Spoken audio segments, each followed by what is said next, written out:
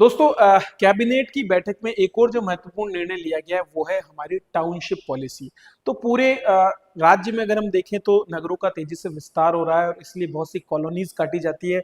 हालांकि मतलब अस्त व्यस्त तरीके से बनाई गई इन कॉलोनीज में न तो बेहतर सुविधाएं मिल पाती है और ना ही लोगों को स्मार्ट सिटी के लाभ मिल पाते हैं।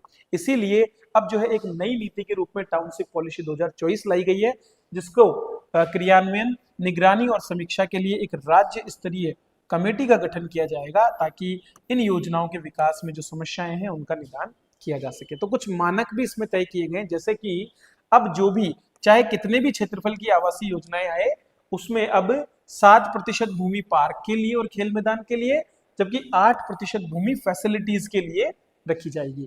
तो फैसिलिटीज में मतलब जैसे कोई भी कोई किसी तरह की मार्केट एरिया हो सकता है, ठीक है, या फिर और अदर फैसिलिटीज, मंदिर हो या बाकी चीजें हो, उन सब के लिए यहाँ पर जगह रखी जाएगी। जबकि 7% पार्क या खेल मैदान के लिए इसमें रखा जाएगा। ठीक है। योजना के पूर्णता प्रमाण पत्र जारी होने के पश्चात विकास कार्यों का रखरखाव 5 वर्ष की अवधि अथवा वेलफेयर एसोसिएशन को हस्तांतरित किए जाने तक, मतलब इस अवधि तक भूखंड का 2.5% रहन या गिरवी रखा जाएगा। मतलब क्या होगा, इस तरह से रहन अगर रखा गया तो उस भूखंड को बेच करके, क्योंकि अगर मान लीजिए बिल्डर अपनी तरफ से जिम्मेदारी पूरी नहीं करता है, जो भी डेवलपर है वो जिम्मेदारी पूरी नहीं करता है, तो फिर उसका यहाँ पर क्या किया जा सकेगा, उपयोग किया जा सकेगा।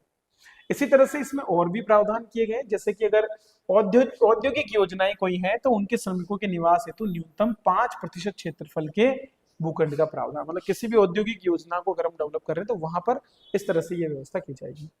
सभी योजनाओं में आर्थिक रूप से कमजोर और अल्प आय वर्ग हेतु आरक्षित भूखंडों का आवंटन स्थानीय निकाय जो भी होगा, नगर निगम या नगर पालिका, उसके द्वारा यहाँ पर किया जाएगा। ठीक है। राज्य के सभी नगरीय क्षेत्रों में सेक्टर सड़कों के निर्माण एवं उनके सहारे व्यावसायिक पट्टी के विकास हेतु जेडीए की सेक्टर कॉमर्शियल पॉलिसी की तर्ज पर आपसी सहमति से भूमि अवाप्त करके कार्रवाई किए जाने के भी प्रावधान इसमें किए गए। मतलब आप देखते होंगे कि बहुत सी सेक्टर सड़कों का निर्माण किया जाता है कॉलोनीज को जोड़ने के लिए। ठीक है। और उनके रूप में ये प्रावधान किया गया।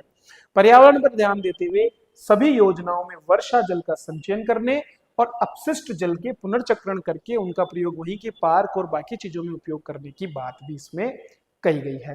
तो कुल मिलाकर के हर पहलू पर ध्यान देने की कोशिश इस नई टाउनशिप पॉलिसी में की गई है। बहुत सी पॉलिसीज आ रही हैं। मार्च 2025 में भी आपकी 3 पॉलिसीज आई थी। इससे पहले लगभग 14 के करीब पॉलिसीज आपके जो है दिसंबर 2024 में जब राइजिंग राजस्थान था तब लाई गई थी।